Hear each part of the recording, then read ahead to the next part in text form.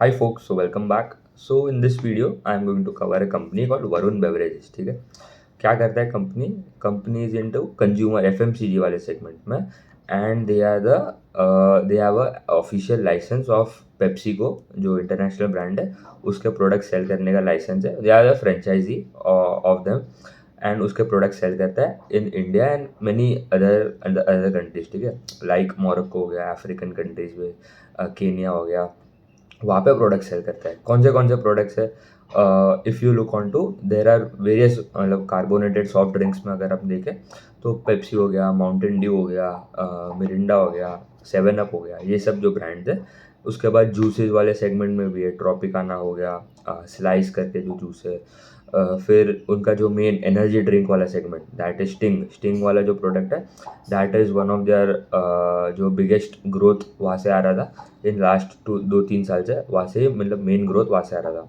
फिर sports drink में हो गया आपका गैटोरेड हो गया एंड उनका आइस टी वाले सेगमेंट में लिप्टन आइस टी करके जो प्रोडक्ट है वहाँ वो भी सेगमेंट है उनका.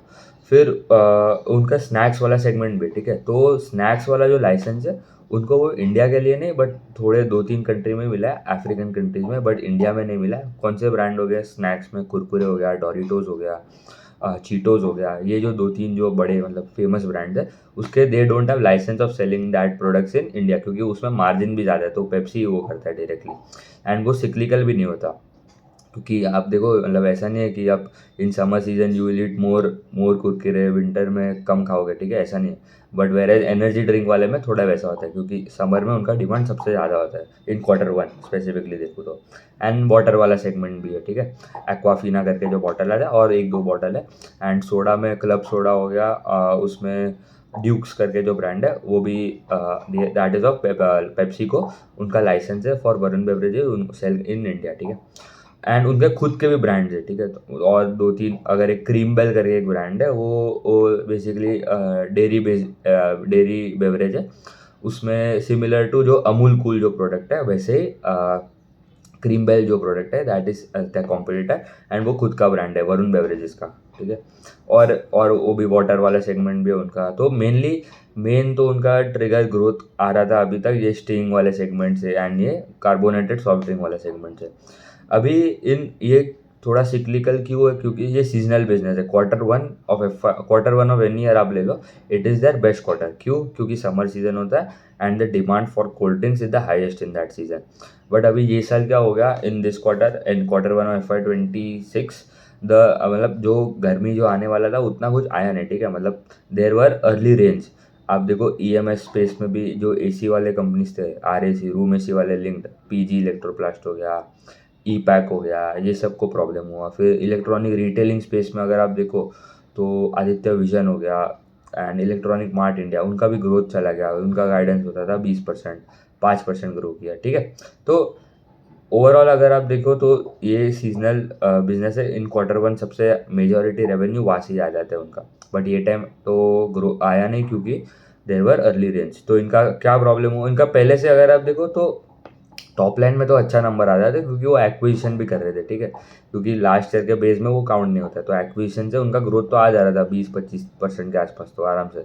बट वॉल्यूम ग्रोथ ऑर्गेनिकली जो ग्रो करना है, ठीक है, वो 10-11-12% के आसपास ही आता था. एंड वो पहले आता था 20-25%. वॉल्यूम ग्रोथ का बात करो, वो अभी 10-12% पे आ गया. ठीक है, तो growth has clearly slowed down for them.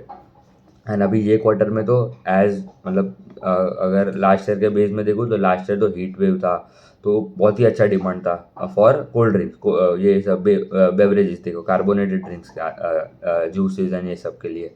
तो ये टाइम तो उतना कोई डिमांड आया नहीं, तो ग्रोथ तो पूरा चला ही गया. तो वॉल्यूम ग्रोथ अगर आप देखो, वॉल्यूम डी ग्रो 3%. ठीक है, इंडिया में स्पेसिफिकली देखो तो इंडिया में वॉल्यूम्स में ग्रोथ डी ग्रोथ आया था अराउंड 7%. इंटरनेशनल भी है उनका, उसमें तो ग्रोथ आ गया 15% के आसपास. वो छोटा बिजनेस है बट मेनली इंडिया में से आता है रेवेन्यू, तो डी ग्रोथ ऑफ 7%. इसलिए ओवरऑल रेवेन्यू ग्रोथ भी इम्पैक्ट हुआ. ओवरऑल रेवेन्यू में ग्रोथ डी ग्रो 3%. EBITDA में वॉज फ्लैट हुआ एंड पैट में 5% के आसपास का ही ग्रोथ है. तो ये उनका जो मेन प्रॉब्लम तो was the seasonality impact. And उनका रेवेन्यू मिक्स भी अगर देखो तो 70%, 75% के आसपास का उनका जो रेवेन्यू आता है that comes from your carbonated soft drink वाले सेगमेंट से. फिर वाटर वाला सेगमेंट है दैट इज़ अराउंड 18%, एंड एक है 7% that is a non carbonated drinks वाले सेगमेंट में जाता है। एंड अगर हम देखें तो इन्होंने गाइडेंस अगर आप देखो ना तो इनका गाइडेंस रहता है to grow in double digit, ठीक है। अभी डबल डिजिट तो 10% भी हो सकता है, डबल डिजिट 99% भी हो सकता है, ठीक है। But mainly it is around 10-11% के आसपास का ग्रोथ का गाइडेंस है उनका फॉर FY26, एंड ये टाइम तो डी ग्रोथ है, तो Q2 के आसपास अच्छा खासा रिकवरी आ सकता है इन द ग्रोथ। बट पहले कितना ग्रोथ आता था, 20-25% के आसपास था, आराम से ग्रोथ आता था। एंड एक्विजिशन कर रहे हैं इसीलिए ग्रोथ आपको अच्छा लग रहा होगा और आप अगर कंपेयर करो तो।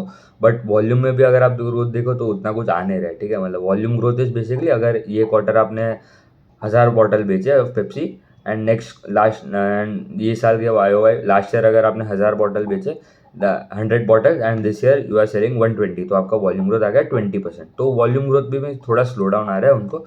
And also they have guided उनका, और अगर देखो ना तो उनका रीच, ठीक है, distribution reach was around 4 million outlets के आसपास था करंटली।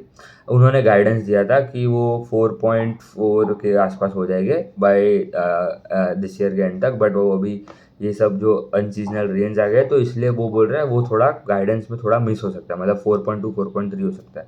उनका currently capacity utilization is around 70%, and वो बोल रहा है आगे जाके तो इम्प्रूव होएगा, तो अराउंड 80% के आसपास तो हो ही सकता है आराम से। उनने बहुत सारे फैसिलिटीज़ खोले, ठीक है। यूपी में फैसिलिटी खोला है उनके, चार दे हैव सेटेड अप 4 ये जो कार्बोनेटेड ड्रिंक्स के लिए 4 लाइन बिठाया है, एक जूस वाले सेगमेंट के लिए लाइन बिठाया है, वाटर वाले सेगमेंट में। तो मतलब इंडिया में तो एक्सपांड तो कर ही रहे, डिमांड में तो कोई प्रॉब्लम नहीं है, ठीक है। बट उनका ग्रोथ थोड़ा स्लो हो गया है क्योंकि बेस भी बड़ा हो गया है एक, अगर आप देखो तो। क्योंकि ये पहले 25% के आसपास ग्रो करता था एट 45 का पी, बट ग्रोथ अच्छा था। बट अभी ग्रोथ है स्लोड डाउन टू, मतलब अभी तो डी ग्रोथ हो गया अगर आप वाई भी देखो तो वॉल्यूम में भी कुछ ग्रोथ आया नहीं। एंड अगर हम इनका अभी वैल्यूएशन भी देगा तो 60 के आसपास का पी है, 60-70 का पी है। एंड ग्रोथ कितना आ रहा है, डबल डिजिट का गाइडेंस दिया, ठीक है, 10-12% का ग्रोथ। तो मतलब it is very expensive bet for an investor as well, तो ठीक है। तो एक प्रॉब्लम यही है उनका। एंड अभी देखते हैं अभी Q2 में कैसा परफॉर्म करते हैं। I expect them to perform a little better, ठीक है। मतलब 15-20% के आसपास भी अगर ऑर्गेनिकली ग्रोथ आए तो that would be a very good sign for them, ठीक है। उतना ही रखते हैं, थैंक यू।